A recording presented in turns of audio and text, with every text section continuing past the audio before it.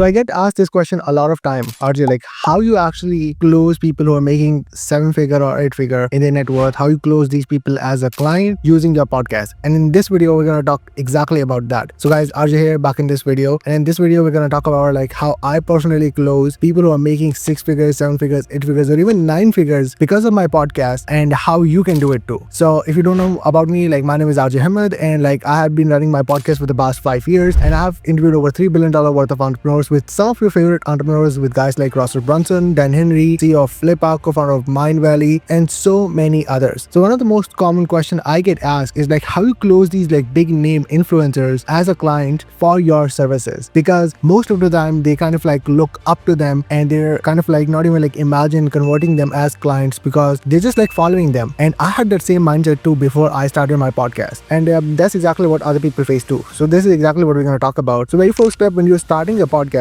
and this is something I talk about it all the time, is creating your podcast intent. Having a right podcast intent is really important. Some of the most common problems most people face is like they just want to create another personal development podcast, another podcast like Tim Ferriss, Tony Robbins, or like any other entrepreneur, just to interview entrepreneurs, just to see like how they went from like their fall to their rise, how they started from failure to got to success. Well, that sounds like a cute story, but the problem with that is like, first of all, it's not really like attractive to your audience. They're not getting any tangible results. They're not just there for like stories all the time. Something like that is not even like attractive to your audience, let alone the guest. Because when you're asking these questions, you're not even like sure what problem they could possibly face, because you have no idea, and you're running everything on hope. And remember, like Russell Brunson had a quote, is like hoping for a sale is not a strategy. So when you're going into anything like that, you have to go with the strategy. So for me personally, when I started my podcast over 5 years ago, I had only one intention in the beginning, that I want to learn from people who are like steps ahead from me, the people who I was admired, the people I was like following from a long time. I was like, hey, I have to learn from these people and I will go from there. That's how I started interviewing people on my podcast. Later on, when people started to ask me like, how am I interviewing these big names on my show as a 19-year-old kid from Pakistan whose language English is not even like his first language, how am I doing all that? That's when like later on I started transitioning from a course, and then ultimately created my own agency. But when I started my agency, my very first few clients I had was not people who are making like 7 figures or 8 figures or beyond. These were the exact same people that most of us get as clients. But the problem with that is like, if somebody is making 6 figures per year or less, and if you're planning to charge them 2 grand, 3 grand, or 4 grand a month, the problem with that is like you're taking away 30, 40, 50% of their monthly gross income, not even net. So the peer pressure of getting those things out and getting success out of it is like really low, because they're not running by logic, they're running by emotions. So everything is based on emotions in their mind. It's like, I'm not gonna say they're bad customers, but it's just like the bad timing when you're working with them. So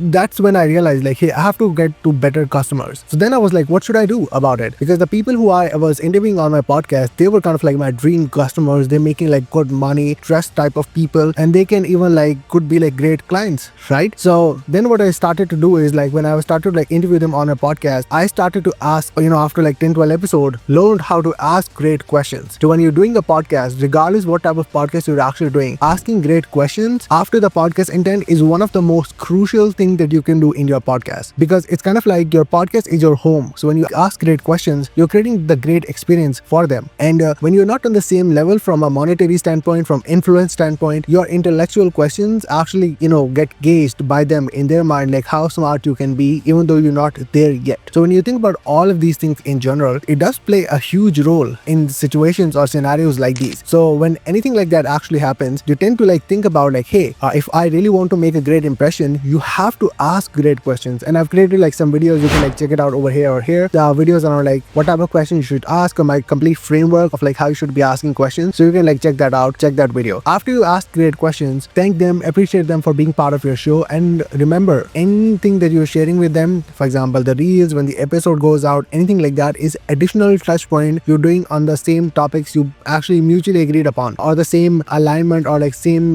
mutual thing that you guys agreed upon. So you're having these like a back and forth, apart from you reacting on their stories or whatever it's happening. You're just creating or strengthening that relation that's kind of like just started because of having a great podcast interview. So when you're doing that in particular, once that start to happen, you have to analyze like what type of problems you see they're actually facing.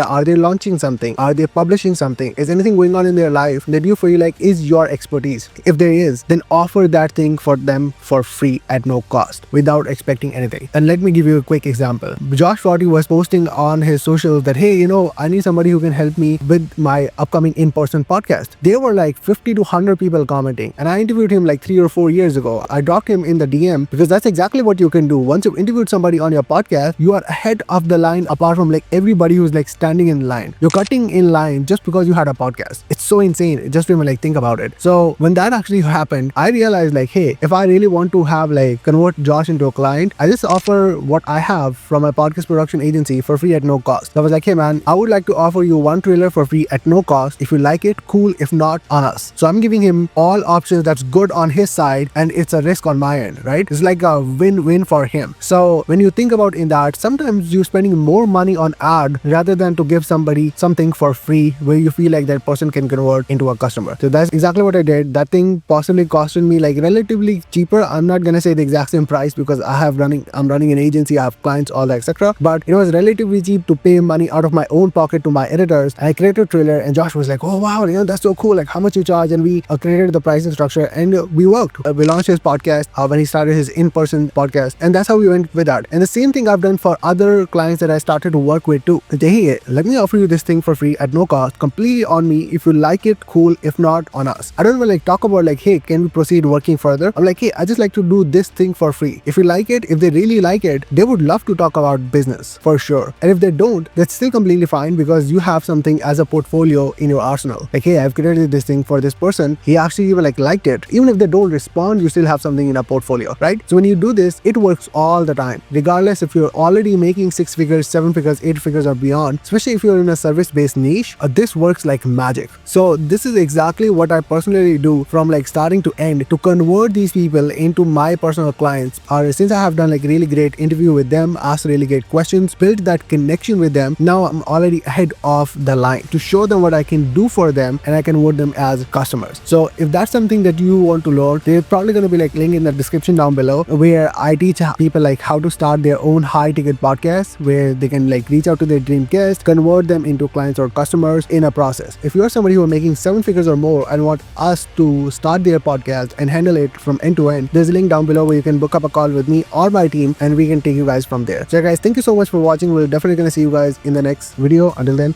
peace out.